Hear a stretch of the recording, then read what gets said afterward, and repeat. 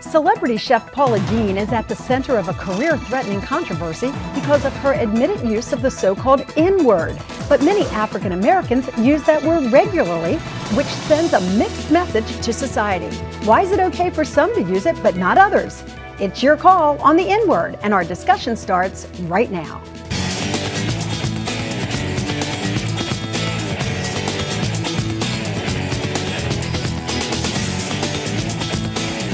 I want to apologize to everybody for the wrong that I've done.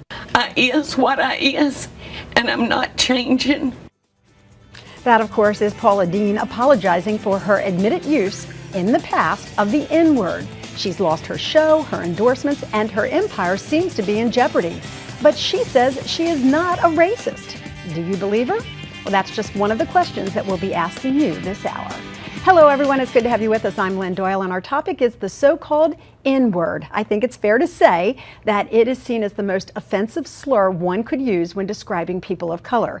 Yet, African Americans themselves are known to use it frequently and routinely. So our question first this hour is, does that confuse you? If it does, let us know what you think by emailing me at lynn@lynndoyle.net. I'm going to pose that question first this hour to our first guest. Chad Dion Lassiter is a national expert on race relations and the president of Black Men at Penn. That's at the University of Pennsylvania School of Social Policy and Practice. Also weighing in on this is the Reverend Dr. Marsha Brown Woodard, who is co-vice president of Nucor, an organization that harnesses the power of sincere conversation about race and ethnicity to break down barriers, facilitate mutual understanding and respect, build bridges, and promote truth, justice, and reconciliation. It's good to have both of you with us. Thank you for having us. You know, you pointed out to me, Chad, that we had this discussion about 5 years ago. It's like the gift that keeps on coming. It just never goes away. We certainly did. Very troublesome word, very burdensome word. This particular era that we're in now, the hip-hop community has been able to use the word as a term of endearment. Confusing for a lot of our white colleagues who will hear certain lyrics that have the N-word in it, will hear people use it as a term of endearment, and then they try to decide, well, if anyone else can, if African Americans can say it, or am I able to say it? And so I think it becomes troublesome, it becomes burdensome. It's very deeply rooted, very complex, and it's rooted in a historical narrative of the way African Americans at that time was treated. Some people might agree with you that it's hysterical, that there's an overreaction to the admitted use of it, particularly by someone like Paula Deen, who says she's not a racist. She's been interactive with African Americans throughout her entire career, has not created an environment of hostility toward people of color, but yet she admitted in a deposition that she used it in the past, and the fallout has been, I think everyone would agree, horrendous. And I don't think that Paula Deen needs to articulate whether or not she has African Americans as friends. You know, that whole notion that I'm not racist, I have 2 African American friends. I think that is something that she verbalized, is something that happened in the past. We also know that there's a sting that comes with that word. We also know that a lot of our colleagues are kind of confused, or a lot of our white colleagues are confused because they don't know where they stand. I think it's one of those things that we need to really look at the word, and we need to really have an earnest conversation about it. And I'm looking forward to that this afternoon. Well, that's what we're going to try to do here, and I want to talk about that because Chad used the term endearment, that African Americans can use it as a term of endearment. When a white person uses it, it's a slur. Would you agree that does send a mixed message? It sends a mixed message to a degree. One of the ways when it's used as in the term of endearment, it's a different tone, it's a different context. It's in a way between people who may know each other or have some kind of relationship. So tone sometimes helps people know, do I even have permission to use this word? And the safer bet is if you don't know someone well enough that they've given you permission to talk very closely, you should not use the word. Okay, so explain this to me then. Paula Deen loses her show. She loses countless endorsements, millions of dollars. She's a white person who said she used it many years ago. Jay-Z puts it in a song that white kids buy and listen. How do they understand that they're not supposed to use it? Well, once again, I'm looking at it from a historical standpoint. And so I think there's a lot of reactionary politics, but I think also because the word has a lot of connotations attached to it, that a lot of corporations were able to jump in and say it's inappropriate. I think once again, what the hip hop generation did or is doing is they're taking the word, and what they're doing is using the word in a different manner. So I don't think Jay-Z using it is the same as some of the situations we've seen with Don Imus and some whites who actually will use hip hop as a scapegoat to say hip hop use it so I can use it. I think there are some whites who actually want to use the word and they want to use it from that historical standpoint and use the scapegoat hypothesis centered around hip hop. All right, we're going to. And I see Danny's ready to jump in over there. Yeah, and he will in just a moment. Before we go any further, though, I do want to invite our viewers to join in and tell us what you think. Do you agree with the fallout that's followed Paula Deen? Do you think it's wrong to punish her when African Americans use the N-word themselves? Or, in your opinion, is this an issue that's really a non-issue? If you want to join in, you can email me directly at lynn@lynndoyle.net. As always, you can find us on Facebook and Twitter as well. In fact, we have already gotten an enormous amount of response to this subject on our pages on Facebook, so I did want to share some of them with you and then get some reaction from the rest of our panel. Christy writes, "It's done. She told the truth and look what happened to her. She's remorseful. She's apologized over and over. To me, it sounds like an ex-employee who was disgruntled. It's scary to her to think that you can say whatever you want and then they'll go after your career and your livelihood." Joe asked, "With all the corruption, the cover-up, and the lies going on in our government and the state of America, Paula Deen is headlines? Really, people? Let's focus on the issues that affect every American citizen's daily lives. We have far bigger issues in this country than the N-word." Jeffrey, who is African American, responded to that on my page and said, "Well said, Joe. Paula or her brother, anybody wants, they can even call the president the N-word, but you don't hear him complaining. As a culture, our USA birth certificates have had many names listed on them, all the way from Negro to African American. I say love thy neighbor or move on." And move on is what we're going to do now with this one from Penny. She says, "I don't buy her tears, but there are a lot more things going on in the world than Paula Deen. If she didn't lose money for her comments, I think she'd be laughing and enjoying the increased notoriety." I don't know about that one, Paula. I'm going to bring in the rest of our panel now to comment on those reactions and more. Danny Savalas, you know, is a criminal and civil attorney. He's an adjunct professor at Drexel University and a media legal analyst. And Neil Zorin is an old friend of the show. He's a media expert who's been with us before, and he's joining us once again. It's good to have you both with us. Great to be here. Okay, so let's look at this from a legal perspective.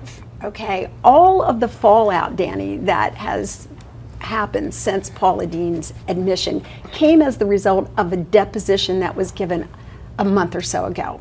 Is it fair that what was said in a deposition where she is under oath is now being used against her in this way? Well, it's fascinating. This is a clarion call to celebrities everywhere because the rules of discovery in a deposition are very broad. It's not like a trial. There's evidence that won't come into a trial.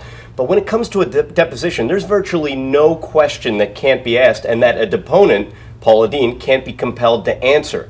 So as a lawyer, you look at this and it's a tough position. And I have to ask our audience, everyone on this panel, if you were asked a question that you could totally lie to, she could have absolutely lied to this, even though as an officer of the court, I have to say she was under oath, she absolutely should not have lied. But let's think realistically about most of the population. If they're asked this one question that they know could be devastating and they could lie and get away with it just because they're under oath, would they lie or would they tell the truth? I don't think there are a lot of Paula Deens out there. I think they would have said, hey, no one will ever know. I'm just going to say no. The fallout from that, though, is that if someone heard her and then testified under oath that of a particular example, then that would be even more of a media nightmare. It's not the same as admitting. No way. It's not the same as admitting it. It's never the same. If someone else says they heard me say some horrible word, that's never the same as me saying under oath, yes. Yeah, I did. Yeah. But now there's more than that, too. How did it get to the public? So what is a deposition like? Is a deposition a public document, or does an attorney have to bring it to the public? How does the public get a hold of it? A lawsuit is a public document unless it's sealed. And as far as I know, this case was not sealed. And I know it's not because I was able to find the complaint and some of the filings online. They have been posted online. And it's a case that was originally filed unsealed in state court and was later removed to federal court. It's an interesting case. Are you surprised that this particular case, Neil, has caused such a media firestorm? No. Or were we just looking for something to grasp onto in the summer of 2013? I think everybody's looking for something all the time. I think we live in a very politically correct environment. I think there are people who want to control everything we do and make language and make anything anybody does an issue. People look for celebrities and to talk about the celebrities and to gossip. So anything can explode. It's a day where you can't really trust anything. There's no secrets anymore, and there's nothing you can get away with. And things that happened to you or that you experienced or that you did 20 or 30 years ago, Right. Can come back to rightly bite. so now in this environment, can come back to haunt you. I would echo the same sentiments as Neil in the sense that it serves as a distraction. We have poverty, we have challenges. Nationally, we have the schools collapsing, we have the building of prisons, and we're worrying about the usage of the N-word. Right. Well, I wanted to invite Dr. Woodard on particularly because of that, because your organization wants to have this dialogue. So I wanted to know if this situation would at least create a dialogue like the one that we're having here today and maybe make people more aware and more sensitive of it. It definitely provides opportunity to have conversation. And we take a situation like this, and not so much on Paula Deen, but on what allowed her to grow up to where she would use a term and not be aware of the fact that it could be insulting to someone else. So what's the environment that allows someone to grow up to be able to think I can say anything and not even realize it could be harmful? And if we can get people to talk and dialogue about that and have conversation, it gives us the opportunity to help people have a better choice, one of words, but also an awareness of the people that you're around when you're using words. But I respect your organization, but I would go a little bit further to say, I don't want to have a conversation on the N-word. I want to have a conversation on how we can be more tolerant, how we can reduce forms of xenophobia, forms of homophobia, how we can uproot all isms, American racism, how we can look at how people treat each other along the lines of classism. I think the N-word is, once again, a distraction. Could you throw sexism in there, please? Sexism. Or equal opportunityism here. I said isms. Yes, And absolutely. literally, when we say conversation, it's probably different than most people hear conversation. Right. Because conversation for us is getting to the root at how people get there. What's the story? What is it that allowed you to create that, day-to-day and how do we get basis. there? So we get to systemic stuff. Well, not we're going to just- have that conversation, but we have to take a break. So stay with us if you want to hear the rest of it. We're going to ask this next question to you. Do you think Paula Deen or anyone who uses inappropriate language should lose their jobs? Or should it be up to you, the American public, to decide whether you're going to cut them off or not? Not the corporations, but you, the consumer, the one who really makes a difference at home. Tell me what you think. Email me at lynn@lynndoyle.net or go to Facebook and tell us what you think. There's anyone out there that has never said something that they wish they could take back, if you're out there, please pick up that stone and throw it so hard in my head that it kills me. Please, I want to meet you. As you know, Paula Deen has been dropped by the Food Network. She's lost a couple of endorsements and has been under public scrutiny despite her appearance on NBC's Today Show, all because in a deposition she admitted to using the N-word in the past. Now, she's 60-some years old. Some people say in her background that this was common and that it's not something she does today, but it was in her history, and she told the truth about it in a deposition. We want to know, did she make her situation worse or better, and can this situation increase dialogue or just irritate it? And Neil Zorin is very irritated. He wants to jump in with his opinion, so I'm going to let him, because I don't want you to have a stroke on live TV. I would never have a stroke on your TV. I'm too calm for that. I just want to say something. On a day-to-day basis, we all say things, and we say things in private, and we say things to our near and dear. But the point is, it's only polite to be polite, and that's what the problem is here. Is where are you polite? When are you polite? I don't believe in the double standard. I just think if one person can say the N-word, everybody can say the N-word. I don't want there to be a condition. I also don't want somebody to judge what anybody can say and do. No, I don't want somebody to be the politically correct panel that says this is good. So we all do things. It's how you do them and when you do them. In the workplace and in other places, it's inappropriate. What you say 27 years ago to your husband in your kitchen about a man who held a knife to your head. I mean, I hate to hear people hear what I say when I'm driving. Everybody has said these words at some point or another, and it has nothing to do with conditioning. Conditioning comes later. Conditioning comes with the civilization and being part of a bigger society. When you're in the company of your own home and when you're growing up in a certain place, things are going, you're going to learn to say things or not say things. You say the C word, you say the K word, you say the F word, you say whatever word you want, and everybody said all of them. She's right when she says throw that first stone, because I doubt there's anybody. I'd say anybody who's never said the N word is lying. But I don't agree that if one person says it, then everyone should be able to say it. Oppressed populations have been able to heal themselves by taking a historical word that came with the treatment of a strange fruit in the South and lynchings, Jim Crow, and what we see now with overt racism, and to take that word and replicate that word, import it, export it to mean something entirely different. And so Jay-Z saying it is different than Don Imus and Paula Deen saying it, and a cop saying it when you're looking down the barrel of a gun because of police brutality. So I just want to make sure, because I'm a guy, I deal in rules. I just want to make sure I have the rules right. So we have about 1 million words in the English language. There are 7 you can't say on TV. And if you don't remember, you want me to run through them right now? Are you guys on a delay? I've seen that George Carlin routine. Okay, all right, I can do it right now. So we have 7 you can't say on TV. But then, and we're explaining this to someone who moves to this country. You're telling me there's one word that's so bad that you can never say it. No, I'm not saying that. Well, I just want to know. There are 3 answers, Chad. For a white person, can a white person always say the N-word, never say the N-word, or sometimes say the N-word? I'm not Is going it never? I wouldn't want anybody to use the N-word. No, but the question is a narrow one. I just want to know, and I'll take whatever your answer is, because I like rules, and I just don't, I want you to clear up the confusion.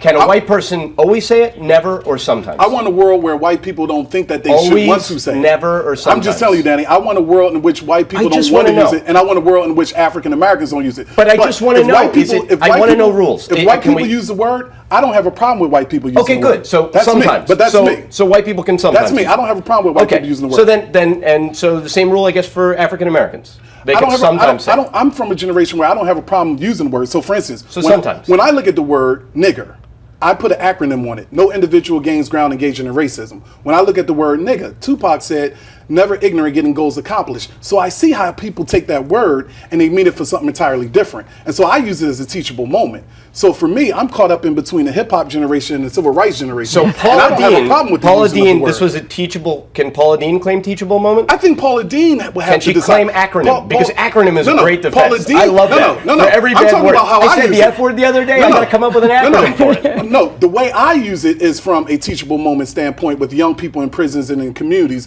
throughout the United States of America. Paula Deen would have to see whether or not this is advantageous for her to use it as a teachable moment. Wait, I don't know why Paula Deen felt as though she wanted to use the same word, when you use it as a teachable moment and an acronym, is acceptable, but when Paula Deen uses it, the same word, I don't know what her intent is. I can tell you what it was. In the deposition, she said it once, 20 years ago, after she was held up and she was upset. And I'm not apologizing for it. I just want to know the rules. I don't see it as a problem. I don't see that as a problem. She was using it as a descriptive adjective of the person that allegedly a cop that comes up to you with his nightstick and he hits you upside the head and he's saying the N-word, that to me is different than what Paula Deen did. Okay. So in polite society, you don't use it.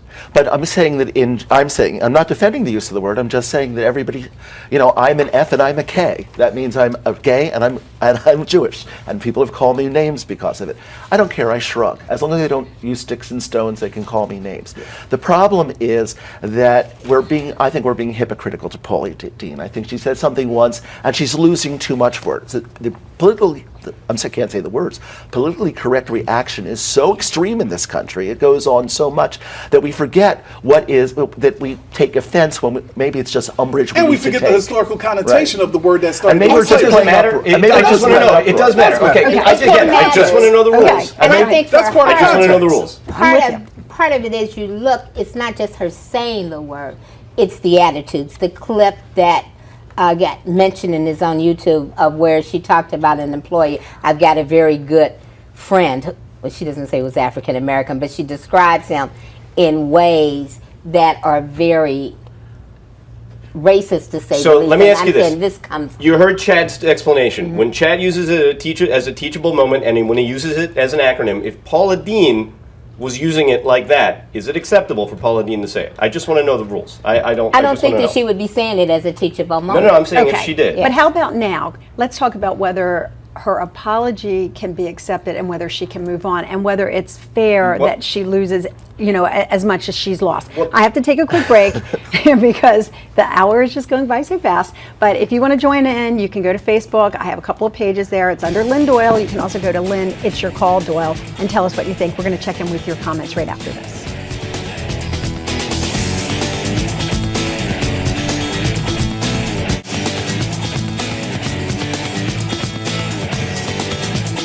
Okay, as we continue our conversation here about Paula Deen and the controversy surrounding her alleged use of the N-word, we're going to share some Facebook comments with you, but I also want to share some comments from our panelists so that we get it all in before we have to say goodnight to you. I asked before the break what you thought about the so-called apology and whether she actually helped her cause or if she made it worse. Neil, from a media perspective, what do you think? I think she helped her cause. I don't think most people care about this. I think it's uproar.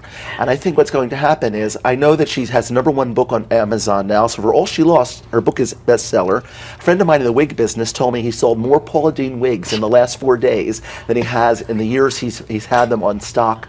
And what's going to happen is people are going to go to Walmart, want her pies, not find her pies, and leave Walmart, and then Walmart will have her back. I disagree with Neil only because I don't believe you have a friend who owns a wig store. That's the part that I don't buy for a second. Look, here's the deal. America loves apologies. We love repentance. We love I'm sorries, and we love watching our celebrities get on air and cry and apologize. We love it. And I'll tell you what else. There's another factor in the media. 3 weeks ago, I didn't know who Paula Deen was. I know who she is now. Okay. I have no doubt. I may even take up cooking. All right, let's not get crazy. And she has the one franchise. There's no other major Southern chef. So she's loved. She has her following. If everybody had just, most people just don't care about what happened at all, and it's been made an uproar, but I don't think most people are interested in it at all. I don't think people care about her, but I think in some ways her second apology did more damage. That it just seemed on the drama. Today Show. The Today Show one. It's interesting because Yes, I was wondering about that from a TV perspective. If anyone else walked away with it saying, "Well, she didn't. I didn't think she helped her cause. I thought she apologized on YouTube." Walked away from it, and then all of the drama that was associated with the Today Show, and I really thought that the whole use of the "I is what I is" kind of Just came across worse. Added to the racial stereotype. Exactly. Added to the racial And so I didn't contract. just read into that, right? No, You saw that too? talk It was about part of the language. racial Yeah, the Popeye, stereotype. yeah. It was part of the racial stereotype. It was part of the racial contract to apologize or not to apologize. I don't think that we need to put people forward to apologize. I just think that it just adds more to it, because then we get into a forthcoming debate. She wasn't remorseful enough, or it was a fake Matt Lauer apology. disagreed with you because Matt Lauer pushed her a lot. Matt was being Matt. He was being a host, and he was just going after her. To making get her to say what he bring it wanted. Wait a minute, are you discriminating against television hosts now? Never. I depend on them. He pushed her, he did his job. He did his job, absolutely. Of course, some of our viewers didn't think he did such a good job on that, so you can always email us about that and tell us what you think as well. We are almost out of time. We've all said that maybe too much was made of this, and yet we're all here sitting talking about it. So I have to leave our viewers with some constructive information to take away from this, and I turn to you to provide that to us. Definitely in my generation, it's a word not to use. There are other words, English language is large enough to use other words. And secondly, it's just to be concerned about respectful conversation and caring about the people you talk to and how you talk to them. And can we say, okay, she apologized, she's obviously suffered from this, she's created a dialogue, can we just move on now? We need to move on. And to Danny's point about who owns language, language is used by all of us, and so there is a double standard. Once again, it's a burdensome and troublesome word, but this is once again a distraction for larger issues that we have in our country. I think everybody agrees with you on that. What do you think is going to happen? Will she come back stronger than ever? I think she'll find a new way. She has the brand. I think she'll find a new way to explore the brand, and think she'll come back. Okay. Somebody will put her on television. 10 seconds. 10 seconds? I think it's a fascinating study of words. Words are fascinating. As George Carlin said, they're all we have. Okay, and that's all the time that we have. Thanks, Danny. Thanks, everybody. We'll see you the next time.